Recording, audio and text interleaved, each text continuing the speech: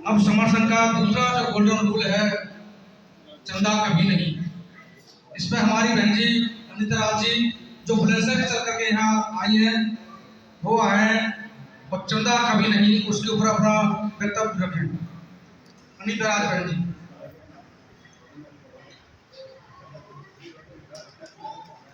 सभी को संघ नमामि संघ नमामि संघ नमामि।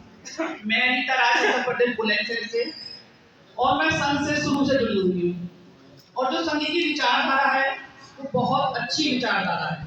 जो हमारे 10 गोल्डन नियम हैं वो बहुत ही अच्छे हैं। उसमें हमें तुरंत जुड़ जाना चाहिए। कोई खर्चा नहीं है, कोई पर्ची नहीं है, कोई पैसा नहीं है, कोई रुपया नहीं है, कोई चंदा नहीं है। अभी 14 अप्रैल आ रही है। मेरा गोल्डन रूल है दूसरा, चंदा कभी नहीं। आखिर इसे बनाने की जरूरत क्यों पड़ी? क्या आवश्यकता थी?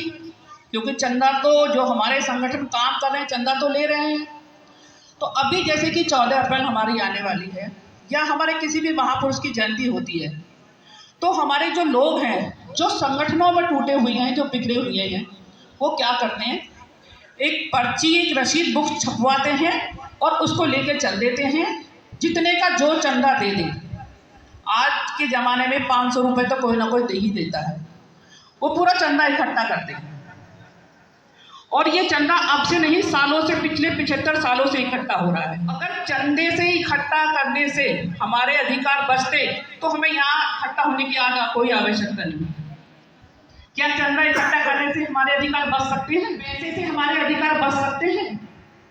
अगर हमारे लोग इकट्ठा होंगे, हमारे लोग संगठित होंगे, जैसे कि बाबा साहब ने लिखा है कि संगठित होना है, तो जो हमारे लोग संगठित होंगे, इकट्ठा होंगे, एक विचारधारा में बनेंगे, इन 10 गोल्डन नियमों पर चलेंगे, तो वो दिन दूर नहीं कि जब हमारा संघ स्थापित हो जाएगा। और हमारे जो बच्चे हैं, आज जो लड़ाई हम अपने बच्चों के लिए लड़ रहे हैं, जरूरी नहीं है कि वो हमारे बच्चे ही लड़ रहे हैं उस चीज को।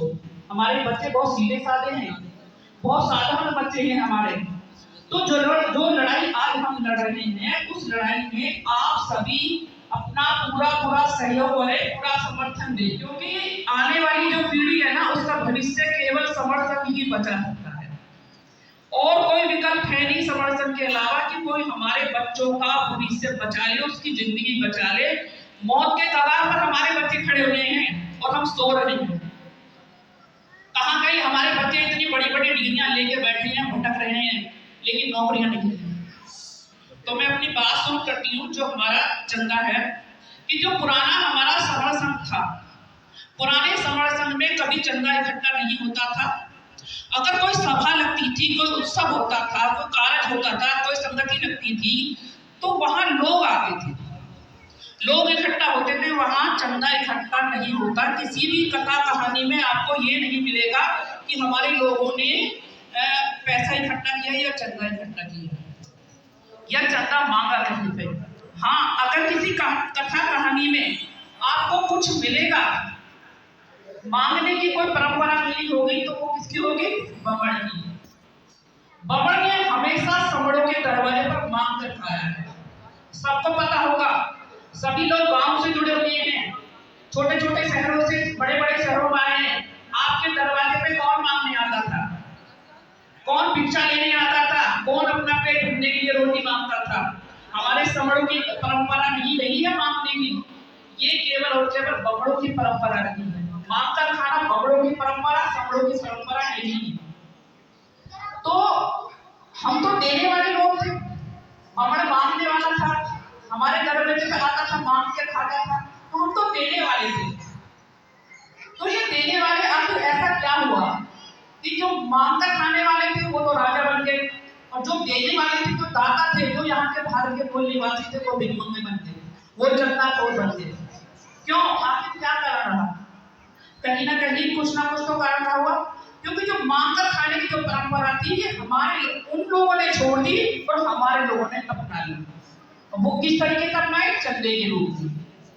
वो मांग कर खाने की उन्होंने उसमें शर्म खत्म कर दी, बेशर्मी दिखाने कर दी कि चलो मांग कर खा लेते हैं। तो कहीं ना कहीं रुपया, पैसा, पद, प्रतिष्ठा, लोभ, लालच, ये सब हमारे लोग में आ गया और हमारा संघ खत्म हो गया। अब हमारा पुराना संघ, हमारा जो पुरातन संघ था, प्राचीन संघ था, फिर से आया है। आप हम लोगों को जगाने, हमको इकट्ठा करने और हमको ये बता रहा है बार बार कि आप आइए, पुरानी संघ ने भी हमें बचाया था और ये संघ भी हमें बचाएगा। संगठन कभी भी पब्लिक से पैसा नहीं लेता, कभी पब्लिक से पैसा नहीं लेता। जो भी कोई हमारी संगति लगती है, जैसे आज यहाँ संगति लगी है, कोई भी बता दे किसी से 1 रुपया दिया होगा। ये तो संगठन अपने महापुरुषों की विचारधारा, जो हमारी पुरानी विचारधारा है, पुरानी परंपरा है, हमें इकट्ठा रहना है। संगठन लोगों को इकट्ठा करने का काम करता, रुपया पैसा नहीं इकट्ठा करता, क्योंकि संगठन का कोई अकाउंट नहीं है। अगर पैसा इकट्ठा करेगा तो कहाँ जाएगा, किसके अकाउंट में जाएगा? तो संगठन का कोई अकाउंट नहीं है, तो रुपया पैसा कोई यहाँ कोई आवश्यकता ही नहीं। पुराने समय में भी लोग ही इकट्ठा करते थे और बैठ के ऐसे हम आपस में अपने विचार व्यक्त किया करते थे। इसलिए संगठन ने ये चंदे की बीमारी को बिल्कुल खत्म कर दिया होगा। आपने देखा होगा 2 अप्रैल 2018 में जो एट्रोसिटी एक्ट को था, हमारे को अधिकार जा रहा था, उसको इकट्ठा करने जब वो जा रहा था तो हमारे लोगों को ये लगा कि हमारा एक अधिकार जा रहा है तो हमको इसे बचाने के लिए क्या करना चाहिए। जब वहाँ लोग इकट्ठा हुए, लोगों को खुद से लगा कि हमें अपना अधिकार बचाना है, वहाँ लोग इकट्ठा हुए, वहाँ कोई नेता नहीं आया, वहाँ कोई पैसा इकट्ठा नहीं हुआ, लोग इकट्ठा हुए और एक अपना अधिकार बचा लिया। एक दिन के लिए इकट्ठा हुए, अपना अधिकार बचा लिया।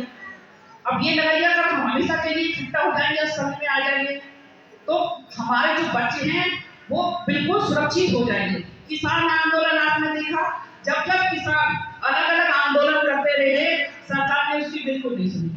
जब वो इकट्ठा हो गए, जो उनकी मांगे थी वो सरकार को मांगनी पड़ी, क्योंकि वो एक संघ बन गया था। तो जो चंदा है वो समण समाज की ऐसी बुराई है, इतनी बुराई है कि हमारे कुछ लोग निज मतलब अपने स्वार्थ के लिए निज नए संगठनों का निर्माण करते हैं, उसके पदाधिकारी बनकर बैठ जाते हैं और कहीं ना कहीं वो पैसा इकट्ठा होता है और उस पैसे के लिए, उस चंदे के लिए हमेशा संगठन में झगड़े होते हैं और संगठन टूटते हैं। अब मान लीजिए अगर संगठन ही हमारे सारे अधिकार बचाते तो 29 लाख संगठनों की क्या आवश्यकता थी? एक ही संगठन काफी था। तो कहीं ना कहीं ये पैसे के झगड़े की वजह से आज इस संगठन में इतना पैसा होगा, जो काम करने वाले उनको पैसा नहीं मिला, भैया उसने छोड़ दिया, मैं अपना अलग बना लूंगा, क्योंकि उसको भी पैसा चाहिए। अधिकारों से किसी को कोई मतलब नहीं है, अधिकार को जा रहे हैं और चले गए हैं, बचा कुछ नहीं है।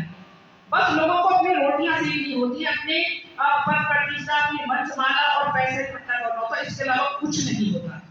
इसलिए हमें जल्द से जल्द संघ में आना चाहिए, संघ से जुड़ना चाहिए। यहाँ कोई खर्चा नहीं होता, कोई 1 रुपया किसी से कोई कुछ नहीं लेता। तो ये जो संघ का दूसरा गोल्डन नियम है कि चंदा करनी बहुत अच्छा नियम है। आप लोग आए, अपने परिवार के साथ आए, परिवार को जोड़ें, महिलाओं को जोड़ें। यहाँ जो भी महिलाएं संघ में काम होती है, आप यहाँ आई है, बहुत सब लोग साधारण महिलाएं हैं, कोई यहाँ नेता नहीं है। जो महिलाएं नेता नहीं करती है या तो बोलना जानती है, उनके तो अलग बात है कि बहुत साधारण महिलाएं और संघ को सीख रही है और जो 10 गोल्ड रही है उनको बता भी रही है। मैं अपनी बात को यही विराम देती हूँ और अगर मेरे वक्तव्य में मुझसे कुछ गलती भी हो तो मैं संघ से क्षमा चाहती हूँ। संघ नमामि, संघ नमामि, संघ नमामि। साधु साधु साधु।